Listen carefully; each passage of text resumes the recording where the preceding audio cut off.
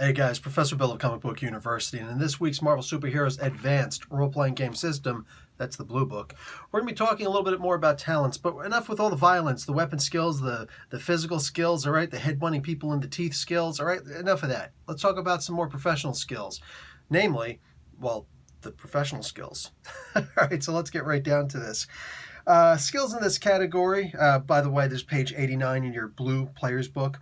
Skills in this category reflect general professions. In addition to providing bonus column shifts in their field of specialty, the talents can be used to increase initial resource levels through gainful employment. We're going to get into all that good stuff. The first one we're talking about is medicine. So to read that really quick, medicine, the hero with this talent has extensive knowledge of medicine. And, as such, limited talents in healing. In general, a character losing endurance ranks as the result of lethal situation can have those losses stopped by any character checking on him. The individual with medicine talent may bring back characters that have reached the Shift 0 level up to 20 turns after they have reached that level. A character with this talent may restore 1 rank of endurance to a wounded character per week, in addition to natural healing. Finally, the character with the medicine talent is +1 column shift on reason feats that involve medicine problems, medications, poisons, and surgery. So, anytime that you've got some kind of a character who's been poisoned or anything like that, let's just get really, down to the nitty gritty with this. You can have +1 column shift to your art skills if you really wanted to, because for crying out loud, you know anatomy really well. So if you're going to be drawing people, all right, or comic book characters, and you have the medicine talent plus the art talent, I say you've got +2 when it comes to drawing characters or anatomical features, bones, anything. So really great with kids' costume parties for pirates. So when you have a character with the medicine talent, you are going to be able to rescue someone. Let's say someone reaches Shift 0 endurance. Technically, they're dead, right? But 20 rounds after they've already reached Shift 0 and are technically dead, they can't roll anymore, 20 rounds afterwards, you can still potentially save them. That's right. You can still give them back 1 endurance rank. Now, I want you to think about this, okay? Because this is going to have to be in conjunction, or at least taken in consideration with the first aid skill that'll come with other talents later, okay? The first aid skill allows you to do something very similar, but gives you only 5 rounds to do that in. So it's like, oh no, we got here just a little bit too late. No, I think we'll be fine. Clear, okay? I would also say that with the proper medical facilities, like for instance, if you have first aid, then anything that's in a first aid kit, or God forbid, an actual ambulance, will give you an extra 5 rounds that you can save someone's life. Here, if you've got any of those situations, also an extra 5 rounds. But if you've actually got a full medical facility, potentially with help and all that stuff, I'd allow someone to go a little bit further. I know 20 rounds seems like, it's already pushing it, but yeah, what I'm saying? Like, how does anybody really know if someone's dead or not? So I might honestly consider going a little bit further with the proper, because like a doctor who's just out on his or her own is not going to be as helpful as a doctor in a fully staffed medical facility. All right. So I would consider that. Absolutely. Also the typical, you can increase endurance ranks once per week. So this is just like as if someone were getting full medical bed rest. So all that good stuff. Just keep it in mind. Make sure that it's understood that you're not going to get any better help with trance than you would with someone with actual expertise in medicine. Okay, law. This is a fun one for all you Matt Murdock or She-Hulk types, the Jennifer Walter types. Law. The character with this talent has an extensive background in law. Go figure. The assumption being U.S. law, of course, but this may vary according to the judge's campaign. For instance, on the Kree homeworld, American law isn't going to help very much, right? Okay, the hero may be a lawyer or capable of applying to pass the bar. There's a reason feat of good intensity to pass the bar. A character with law as a talent gains a +1 column shift to all feat rolls involving the law, including correct legal procedure.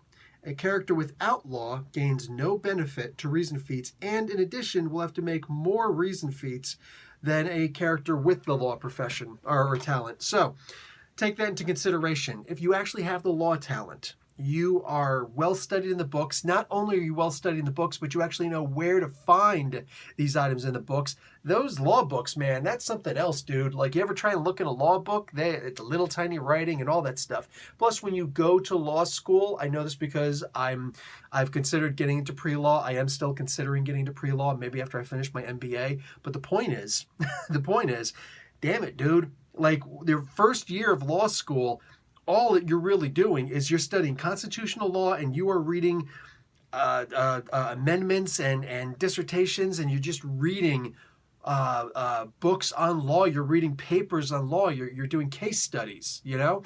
After that first year, you've essentially gotten so good that you can skip through certain things and get right to the nitty-gritty parts. All right, you can read the stuff faster because you know how to read it. You know what words to look for. You're getting used to it. You can skim and scan even a lot faster. So your first year of law school is constitutional law and learning how to read all those damn documents.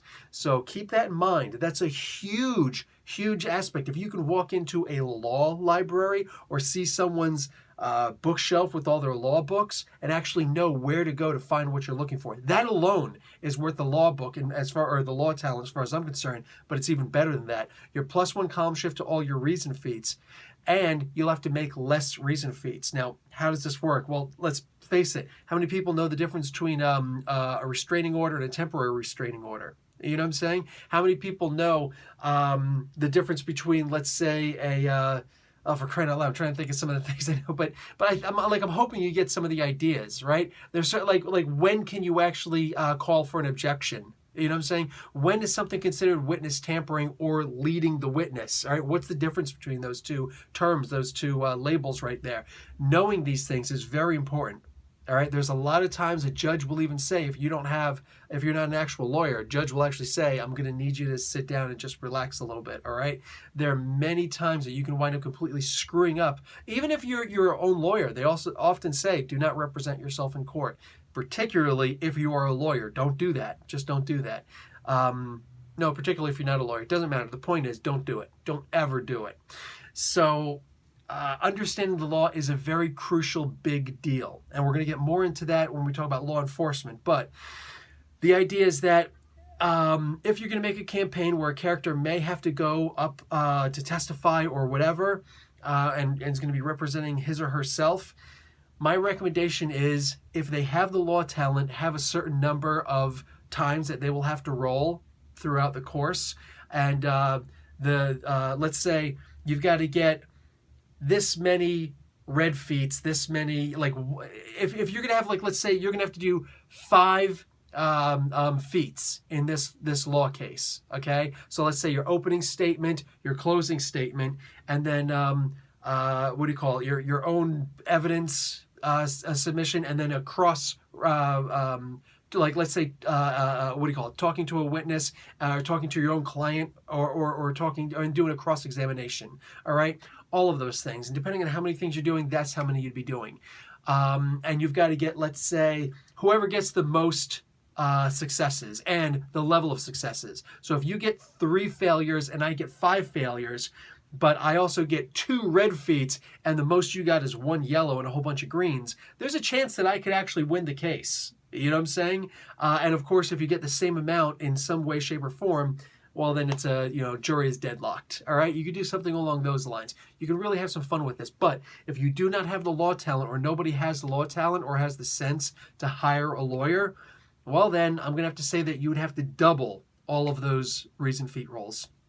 What do you call it? And of course, you don't get the pluses. So knowing the law is very important in any of these kinds of cases. And now let's get into law enforcement. Okay, really quick to read it. The character with this law enforcement talent has a background with law enforcement authorities. This talent includes both gun and law talents. Hold the boat now.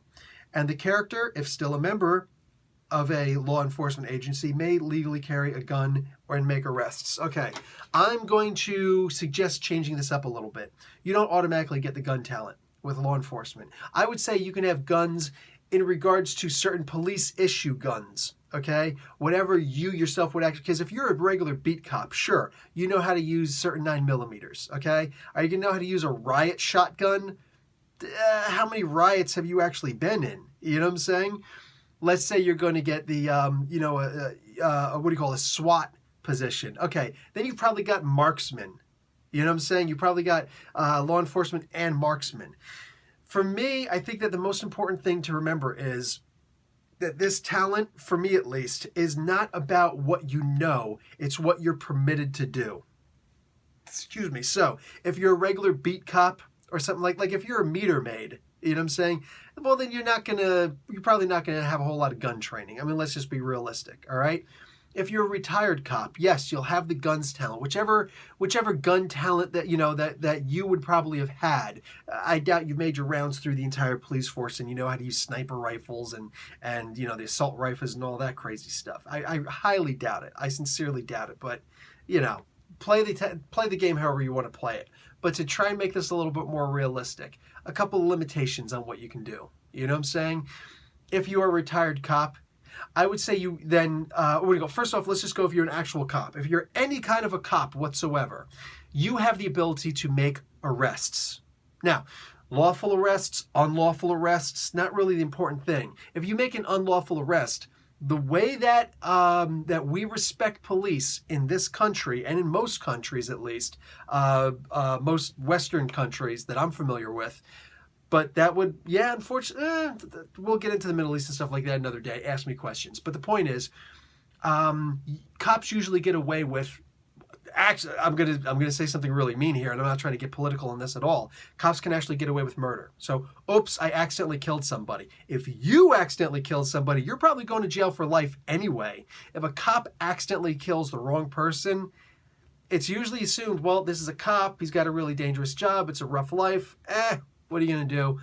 Most of the times cops get off. And every single case you could tell me where a cop doesn't get off, I could quite literally give you 100 cases where they do.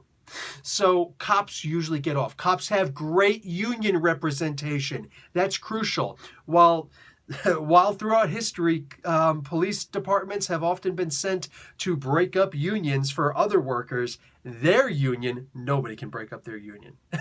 Nobody can break up their union. Unless you're Camden, New Jersey, and that's a really messed up situation.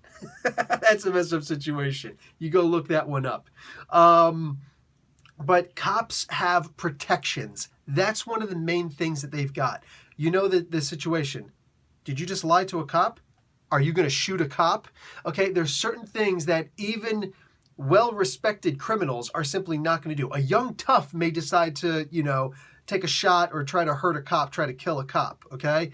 But for the most part, your average person of intelligence, of typical or better, knows better than to try and shoot a cop. Like you're talking about, this could be the most corrupt cop there is. Good luck proving all that stuff. And cops usually stick together. There's a code. There's the code of silence. Okay, it's not just a Chuck Norris movie, but I want you to go and check out that Chuck Norris movie to understand, yes, there is a code of silence amongst cops. All right, they look out for each other. There's a buddy system. Unlike, dude, we never even had that in the military, and we've got better training than cops. Fight me.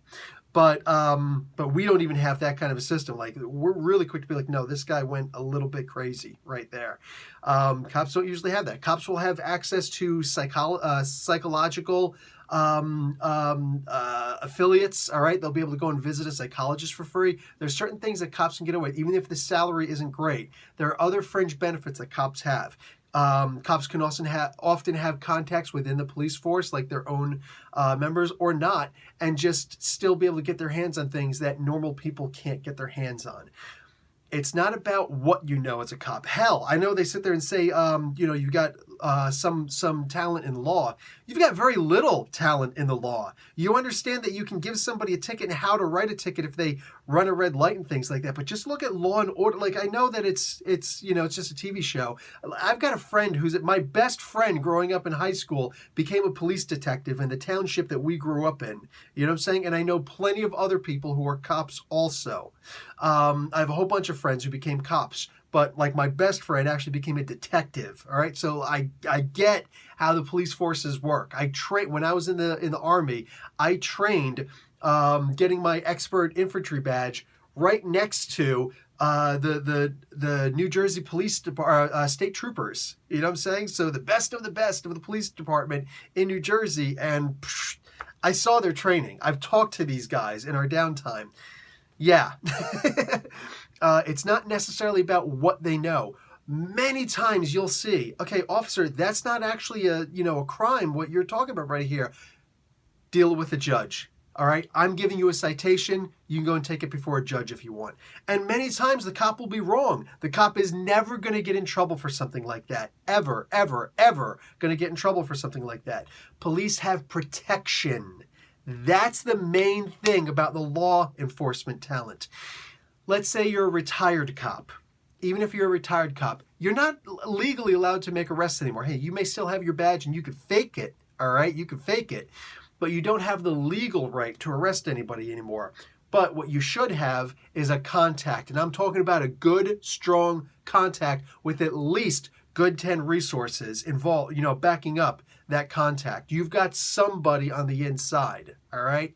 That's just the way I look at it. You've got to be able to have some kind of a contact if you're retired. But even if you weren't a police officer and you're a bail bondsman, you still have the right to make arrests. You still have the right to, get away with all sorts of bail bondsmen and bounty hunters. You know what I'm saying? These guys get away with murder, literally, also. They have the right to do what they want to do. I mean, tying people up in chains and throwing them in the back of a freaking van with no padding and taking them across different state lines so they can go and, get as many people as they possibly can to make their trips worth their money. I mean, now we're, wow, like bail bondsmen. And they have open carry. I don't know, well, in New Jersey at least you have open carry. I don't know what other states will have, like maybe some of them have, not closed carry, what's it called? Conceal and carry, you know what I'm saying? But many states, like New Jersey, will have open carry for a bail bondsman. I know a bail bondsman. So, you know what I'm saying? It's, there's a whole bunch of things you can do. But again, law enforcement is not necessarily about what you know. You can, like I said, go and look at Law and Order. That is a fairly accurate representation. They're still talking to the DA and the ADA, that's the district attorney and the assistant district attorney, all the time. They've always got counsel next to them. Okay, we just made this arrest. This guy, blah, blah, blah. And they're like, can't hold him. You can hold him for 24 hours. That's it. But, if you arrest this guy, I can't do anything about it. It's going to kill your credibility, blah, blah, blah, blah. Or, yes, you can get this guy in this, but you can't get him on that. You have to get him on this instead. You know what I'm saying? Cops can make suggestions, and sometimes it'll work. But the lawyer will always say, the ADA will always say, okay, you get me evidence on this, and then you got to, I've got a case, and I'm going to try and get this guy 6 years to, 6 to 10 years or something like that. Cops do not know the law in any way, shape, or form, even remotely close to what lawyers do. They don't have to. They don't have to. It's completely unnecessary for them. They understand police procedure. That's important for them. And they know the basics of the law.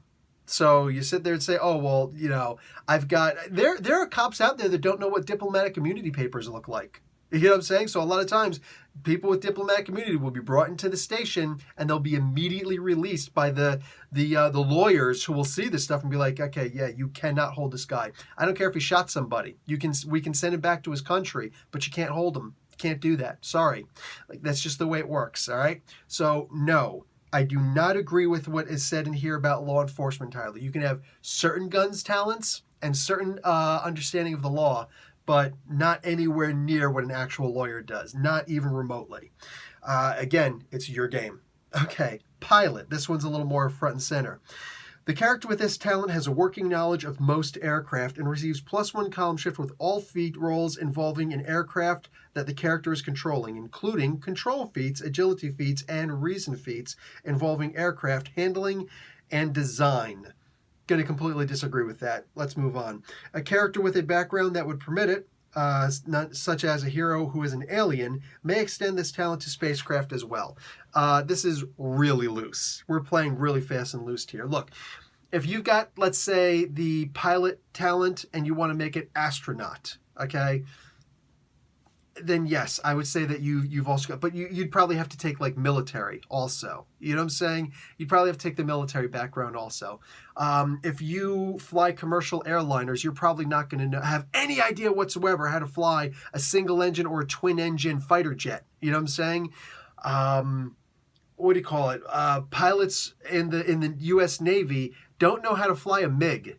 You know what I'm saying? Like it's not such an easy crossover back and forth. You can make the reason feat to learn how to use the object, but I would say that's something that you have familiarity with. That I'd give you +2 column shifts to use. All right, I would say you've got +2 column shifts with what you're going to do, and then +1 column shift with all other aircraft, because there's the chance that you can figure it out, okay? As long as we're not talking about space travel. If you've got the military talent also, and you've got the appropriate background for it, then sure, maybe you could be an astronaut, and you also know how to fly a space shuttle. Sure, why not? You know, Carol Danvers, go for it, baby. But you gotta be a little bit smart with this one. As far as designing aircrafts, that's called engineering. Anything where you're designing, I don't care if it's a car, you've got to have some kind of engineering talent to know how to actually design a car. It's a completely different story to take a car frame, and find an engine block that fits, and throw a transmission in there, or a clutch, and slap on some wheels and a steering wheel, and learn how to put all that, finagle all that stuff together. That's one thing entirely. But actually designing the engine from scratch, wrong answer, Junior. That's engineering. Anything with design is engineering. I know this because I'm a former electrical engineer. Okay, the video's getting a little bit of an interjection here because I seem to have forgotten to throw in military, so I'm throwing it in now. I noticed in my editing. So, military. Okay, 6 years in the military myself, U.S. Army, and I will say that military is a very strange one. Okay, I can read military straight out of the book for you. The hero has some dealings with one of the armed forces. In military matters, the hero gets a +1 column shift on all feat rolls. In addition, may take a member of the armed services as a contact. I would say you get that member of the, the contact after you actually leave the Army. While you're actually in, a little bit different story. For one thing, things are kind of different. Okay, things are a little bit different for you. You don't necessarily have to use your civilian driver's license when you're driving.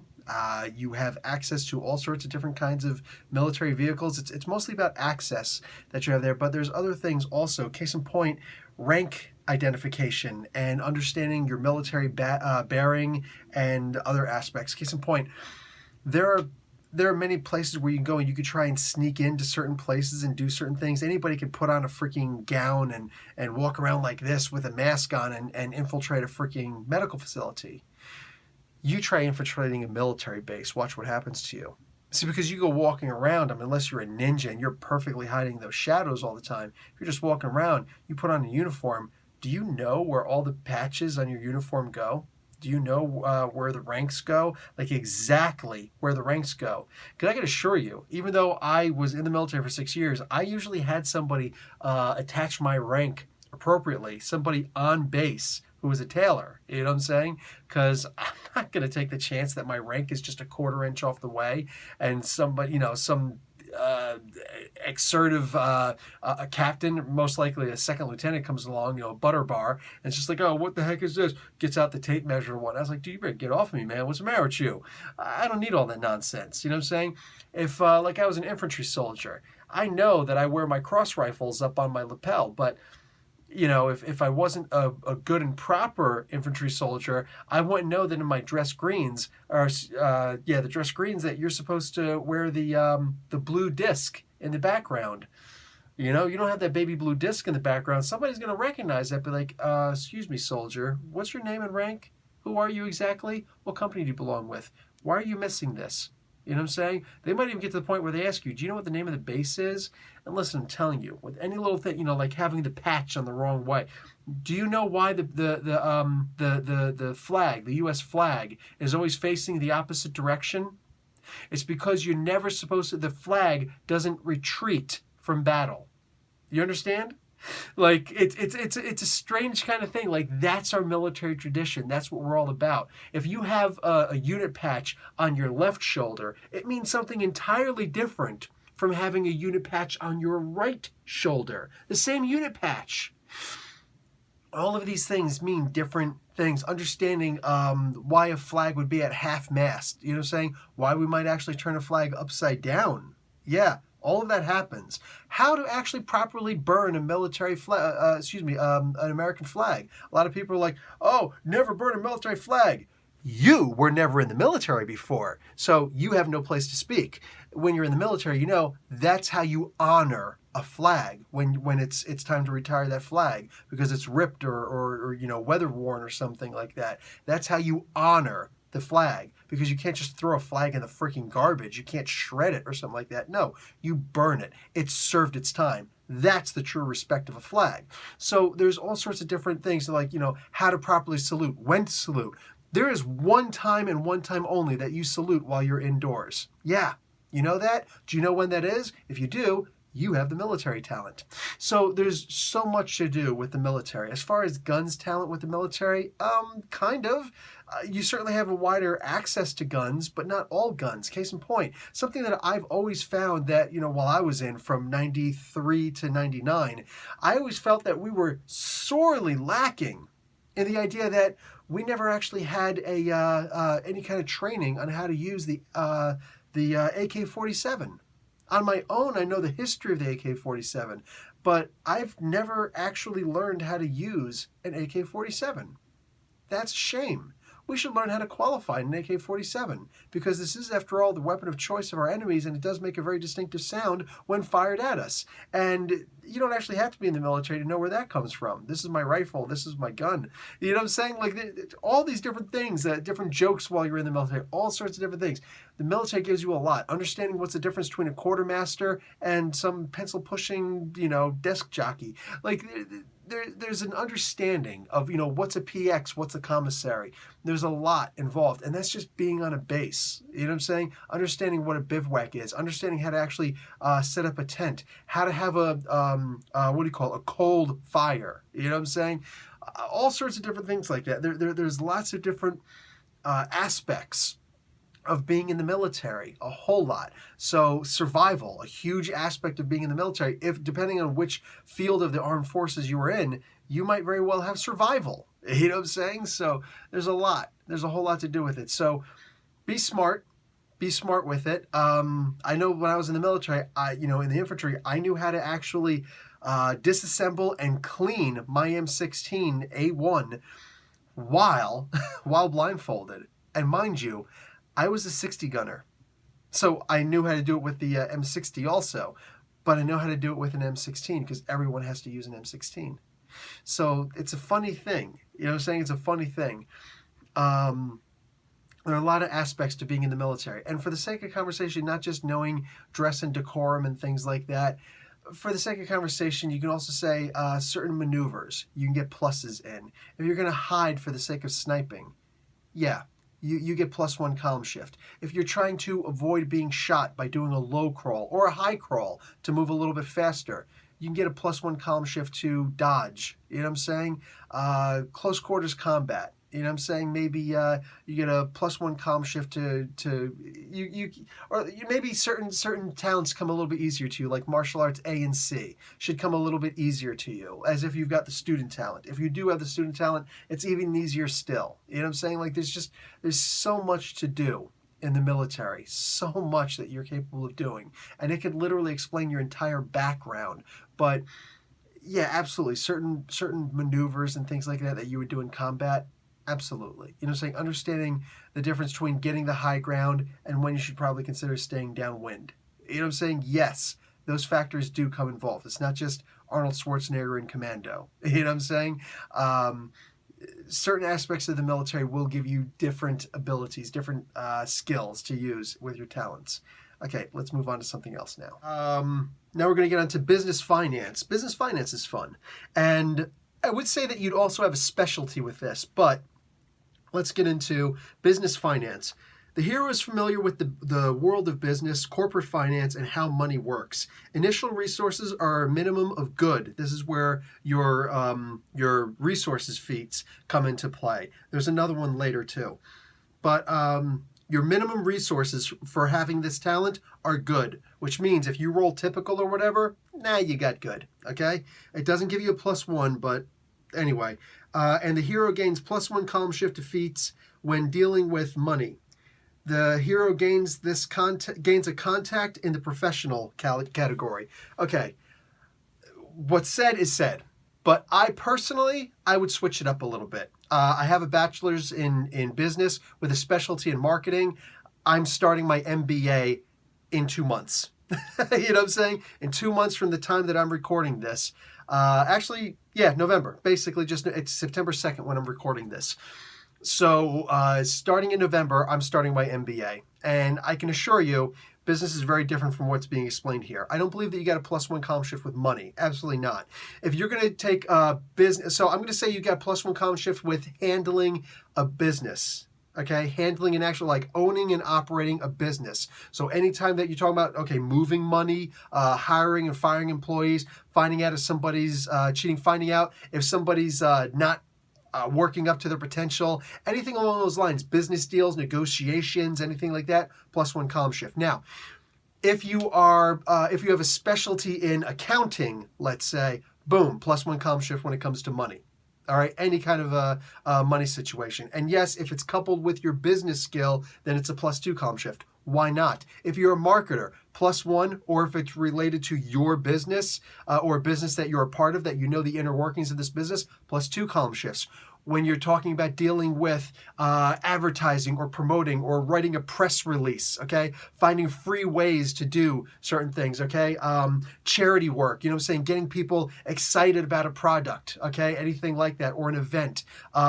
Marketing an event. You know, you're gonna have a national hi, how are you day, okay? Then yes, boom, putting together events, like knowing who to talk to get these things done. Any palms to grease, right? So that would also, yes, that would absolutely also include who to bribe, because sometimes bribery, dude, I'm telling you right now, bribery exists, okay? If you are a business where you're like, and this is what I'm going to get into it right now, I used to drive trucks. That's the way I put myself through business school. You know what I'm saying? Or excuse me, through engineering school. I drove trucks for a while. And yeah, we're given certain resources to bribe, from low things to higher things, to bribe people to get more shelf space for the things we want, to get through a line faster, especially if you get there on a Friday, like towards the end of the day, and it's like they're shut down for the whole weekend. God forbid it's a holiday on Monday. You know what I'm saying? You're dying. You're like, I can't sit here for 3 days. I can't make any money. If I'm sitting here, I only get paid per mile that I'm driving.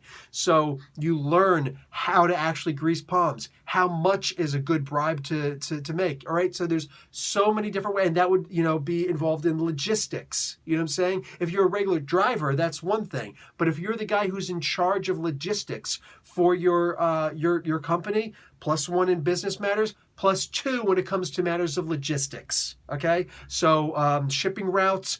Yes, bribery. I know it sounds, in America, really? Yes, in a painfully disgusting way. 100% yes, bribery in logistics. Okay, so depending on what exactly it is that you're going to be doing in the business field, I say you'd have +2 in your specialty, +1 in just basic business managers. If you're going to be, if your specialty is going to be management, well, then you got +2 column shifts, in my opinion, again, in matters of running your business. All the things I said in the beginning, the day-to-day operations of your business. Oh, I found out somebody's been embezzling. You know what I'm saying? How to cheat the system so that you can embezzle and follow law. Let's be realistic. Corporate stock market crashes happen all the time because people screwing the system, Ponzi schemes, all sorts of crazy things. Unless you get hit with a Ponzi scheme, believe me, there are more people doing Ponzi schemes. Basically, a Ponzi scheme affects other business members. So if you're not affecting other business members and you're only affecting little people, I can assure you, those people do not go to jail. Those people do not go to jail. In 2008, with this huge stock market crash and the bailout and all that, where people were, they said there's open corruption in there, and they got bailouts from the American tax dollars. Who got in trouble? One guy got in trouble. one guy got in trouble, and it was extremely low level, and he was literally just, he's the face man, he's going to take the hit. He's a good soldier. He's a good soldier, all right? But business, finance, anything like that, I would just call this the business skill. That's the way I would do it. It would be +1 in general matters and a +1 on top of that when it comes to your specific specialty. Everybody learns a specialty, even if that specialty is just business itself. Okay, so, and of course that could also involve the illegal, the illicit aspects of business too, all of that stuff. So let's move on to journalism. This is an easy one. The hero with his talent gains 2 additional contacts to those already generated. So 2 extra contacts, that's not bad at all.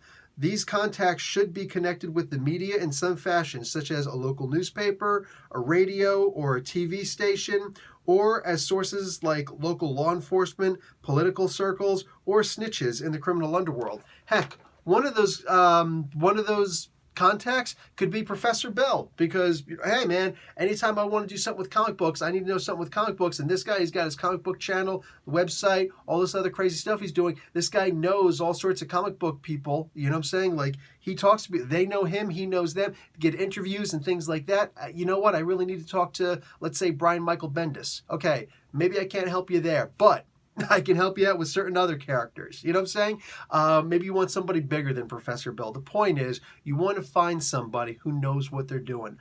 Let's say you want to find somebody in the D&D world. Hey, I know Dave from Nerdarchy. Boom, there you go. Or Ted or Nate. You know what I'm saying? Or former Nerdicist Ryan. The point is, you know somebody who's got connections. You know what I'm saying?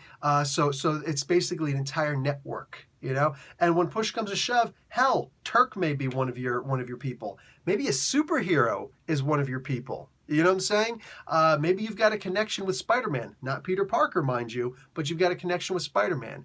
Go and check out my review, my my video, my MSHRPG video on contacts for more on what you can do with there. But on top of that, you're probably going to know how to type, or at least do shorthand, okay? Maybe you're a court reporter, so you've got contacts that are actually in other fields, you know what I'm saying? The ombudsman or somebody like that. There's all sorts of different things that you could be doing so that you could kick butt, take names, and be an awesome reporter. Maybe you know bloggers, you know what I'm saying? You can know all sorts of different people. Hey, maybe you know a computer hacker. Think about that. Maybe you know a computer hacker, all right? Have fun with it. Engineer. Okay, here we go. I've had too many professions in my life. Can never have too many, I guess. Engineering includes all the varied types of profession that are dedicated to the functional items, such as civil engineering, chemical engineering, mechanical engineering, etc. So we could say software engineering. We could say electrical engineering. Okay, there are all sorts of different levels of engineering. Some of them can actually be rocket science. You know what I'm saying? So more familiarity with physics. Maybe you know somebody in NASA. You know what? I want you to think about this. Buzz Aldrin, astronaut. We were talking about astronauts before. He was an electrical engineer. Think about that. So a character with or was he a mechanical engineer? Anyway, a character with engineering talent gains +1 column shift with all feats involved building things, including the resource feat. What? Yes, you get +1 column shift with your resource feat. Okay, to determine if an object can be built. So, go back and check out all my videos on gadgeteering, and on top of that, consider checking out my resources video. But besides a +1 column shift in your specific chosen network, this when it comes to designing things. But at the same time, it could also be used for regular, later on we're going to see in the scientific skills, electronics. Is that one of the, yeah, electronics and the scientific skills. I figure engineering should actually be in the scientific skill. But you could be a mechanical engineer, so you know how to fit electrical, so like when the mechanical engineer who I was hooked up with, he actually knew how to take all of the circuits that I was looking to do and weave them into multi-layer bias boards, all right, or fabric boards, so that instead of just one big gigantic board, he could condense something that should be this big on paper into a board that was only about this big and fit inside of a small radio frequency and RF amplifier. Wow, talk about space saving. Mechanical engineers are really good for stuff like that. I don't often know what else they can do. But a mechanical engineer, I suppose, could also be used for like an automotive engineer. All right, so designing a car, that's a big deal. Cost savings, all sorts of things like that. Electrical engineer, I worked on the first project miniaturizing GPS to the size of a thumbnail. I worked on the first what do you call it? Wireless internet. So basically, those two things alone, if you've got a phone, you're welcome from me and my team. But the point is, all that nonsense aside, for crying out loud, man, if you got engineering, you're talking about building things. But on top of that, you have an understanding of the theory of engineering. So if you've got regular electronics or repair tinkering, that's one thing. That's knowing how to, okay, well, I see this and I see this and I know how to solder and blah, blah. Yeah, I can solder and I can do all this stuff too. I've got the electronics talent, okay? Because I've got the electrical engineering talent. All right, so not only can I design, but I can also fix. I can do all that good stuff. That's all inclusive in the engineering talent. A guy with electronics is not going to know how to design stuff. I'm not seeing that. I'm not seeing that. That's what you want to do. If that's the way you want to look at it, if you want to call electronics another version of engineering, that's fine. But either way, the really cool thing about this also is the idea that you get that +1 column shift for your resources fee. So this would be more like getting a grant, okay, or getting the budget approval, winning a contract, okay, ascertaining the certain resources through a public financing campaign. I don't care if it's Indiegogo. You know what I'm saying? You've got some kind of way. You know how to scrounge money up together from investors to try and build the project that you're trying to build. And if you want to take that money and you want to say, I'm going to apply that to the loan, so now you've got +1 column shift to what you were looking at before, right? So here's my resources. I'm going to go out and get a bank loan, and I'm going to get +1 column shift to that bank loan, and I'm going to, acquire the resources, bow. You're talking about +2 column shifts to your resources right there, dog. So boom, that's what I'm talking about. More money, more money, more money. All right. Criminology. This is a fun one. No. The hero with this talent has an understanding of the criminal mind and behavior, either from studies or from first-hand observation. A character with this talent gains a +1 column shift on reason and intuition feats involving criminal practices. If I were a crook, where would I hide? The hero also gains a contact in either the police or crime areas, and that's probably going to determine a lot of where you stand in this regard. So a criminologist, okay, a psychologist that is based on the ideals and the principles of finding whodunit, you know what I'm saying? Like Sherlock Holmes and also Batman would have criminology. Yes, they would also have detective espionage, but they've also got criminology. It's not just the idea of trying to find this guy, but understanding where he would go. What are his motives? You know what I'm saying? What possible alibis would he say when I'm going to... So again, it's not just your reason feat, it's also your intuition feat. Now, you can have a lot of fun with this, all right? Let's say you find the bad guy, okay? Mind you, a criminal who actually has the criminology talent, criminology. We're talking about somebody like Kingpin, not Magneto. We're talking about Red Skull, even, but not somebody like Dr. Doom. You know what I'm saying? There's a huge difference between these two kinds of characters. Green Goblin would not have this, but absolutely Tombstone would. You know what I'm saying? And these guys would almost be like leaders in so much as the way that these other criminals work. This is how somebody like Silvermane, or he's not even such a great, like Count Nefaria, absolutely, but those aren't even great examples. But somebody like, let's say, the Kingpin, all right, and Red Skull, they're dealing with people who are not, they're dealing with people who are often more powerful than they are. Somebody like Turk, you know what I'm saying? These are people who have superpowers, but the guy with the criminology ability doesn't. You're looking at the Owl, all right? The Owl isn't going to beat up Tombstone or freaking the Rhino or Electro, but these people are always getting behind him. People like Hammerhead, yes, even Hammerhead, believe it or not. People get behind people like this. It's not just because they have some kind of a leadership talent, but because they understand the criminals. They understand the motivations. You know what I'm saying? And those are important aspects. On top of this, if let's say a hero has criminology. Maybe he's a reformed criminal. Maybe he just worked, or he or she worked for too long in the department. You know what I'm saying? As like Misty Knight would probably have criminology. I would say that you've probably got. Where was I going with this? This is actually an interesting one. Let's say where I was going was, let's say you come face to face with a bad guy. Okay, +1 column shift to your intuition to know what he's going to do next. Okay, is this specifically if it's going, because that first, if combat hasn't started yet, your +1 column shift to what this person is going to do next, whether it's he's going to pull out a gun and take a shot at you, okay, +1 to your initiative so that you could potentially go first. You know what I'm saying? Is he going to reach for that doomsday device or click that button or pull that kill switch? You know what I'm saying? Hit that lever, activate that death trap, all right? Another +1 to know how to get out of a death trap, or a +1 to anything that actually furthers this person's criminal motives. Okay, so if Kingpin's going to swing at you or try and shoot the gas at you after that first round of combat, okay, after that, you don't get a +1 throughout. That's martial arts E or weapon specialist. But you, or ultimate skill martial arts E.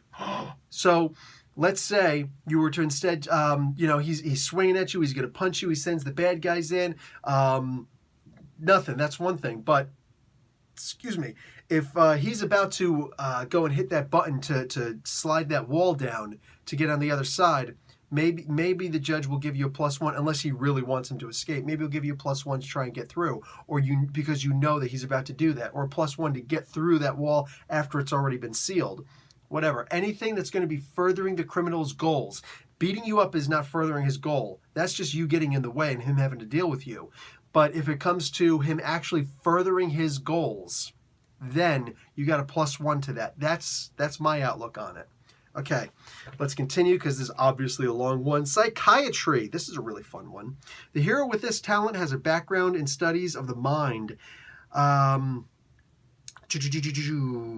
As such, gains +1 column shifts on all feats involving the mind. This is going to get good, guys. Pay attention. This is a popular talent with those heroes and villains with mental powers, and the character with these talents gains a +1 column shift on feats involving mental control, domination, hypnosis, emotion control, and mental probe powers. So I would say that is with regular telepathy or magic. Okay, so whether it's a mutant ability, an altered human ability, or magic, it could, honestly, think about it. The best killbots like Nimrod or Bastion, they've probably got human psychology also, right?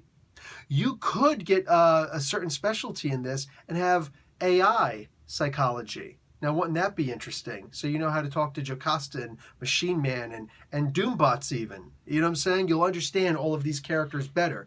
I would say that's an entirely extra feat, though. But for all intents and purposes, do it however you want to do it. Maybe you get a reason feat when it comes to understand. If you've got regular basic human psychology, maybe you've got a +1 when it comes to actual humans or living sentient beings. But if you're talking about an AI, maybe you get a reason feat, but you don't get a plus to that. Unless that's your specialty. And then the inverse is true. You get pluses to machines, but regular reason feat rolls when it comes to humans. I just don't understand humans. They're not logical like machines are. You never know. You never know. You could have some serious fun with this, but if you've got some kind of mental ability and things like that, and your power is particularly low, dude, this is going to pick you up a lot. I'm just saying, think about Dr. Faustus. Think about Dr. Faustus.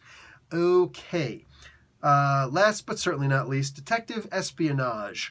The hero with this talent has been trained to notice small clues in solving crimes. The character with this talent gains a +1 column shift to discover clues to a crime. In addition, gains a contact in either crime, law enforcement, law, or espionage. So, while criminology is understanding the criminal's mind, which, yes, that would be doubled, the double pluses, if you have psychology also. So, criminology and psychology +2 to everything you're going to do when it comes to criminals. But detective espionage, that's an entirely different field. It's related, but not the same. Now we're not talking about the human mind and motive and things like that. You're only interested in the scene. This is like your Dexter type of character. So absolutely, you would know about blood trails, blood splatter. You would understand discharges of guns. Do you have gunpowder on your hands, or anything to that effect? The sulfur, maybe. What do you call it? Did someone potentially leave a bomb around? Like the materials that would be evident in bomb making kits and things like that. Recognizing the anarchist cookbook or something like that. Just anything along those lines. These would all be found in this talent, in this skill right here. So trying to figure out why a criminal did this, and this is one thing, but discovering how he did it, that's here. That's this one. Okay, finding the clues to try and discover where this person. So someone with criminology and someone with detective espionage can follow two entirely different sets of clues and still come to the same conclusion, come to the same vanishing point, while at the same time working together. This is an unstoppable force. This is genuinely an unstoppable force. You know what I'm saying? This is when Red Dragon. You know what I'm saying? You got the detective going up with the guy who actually knows Hannibal Lecter and all that stuff, and they're both working together to try and find the man himself. That's what I'm talking about. That's when you've got, I know people, well, I know evidence. You know what I'm saying? That's a great team right there. Shoot, I would read that comic book. Okay, guys, I'm going to let it go at that. There's plenty there to digest. We're going to get into scientific skills next week. Yeah, that's it for me. Professor Bill, Comic Book University. Class dismissed.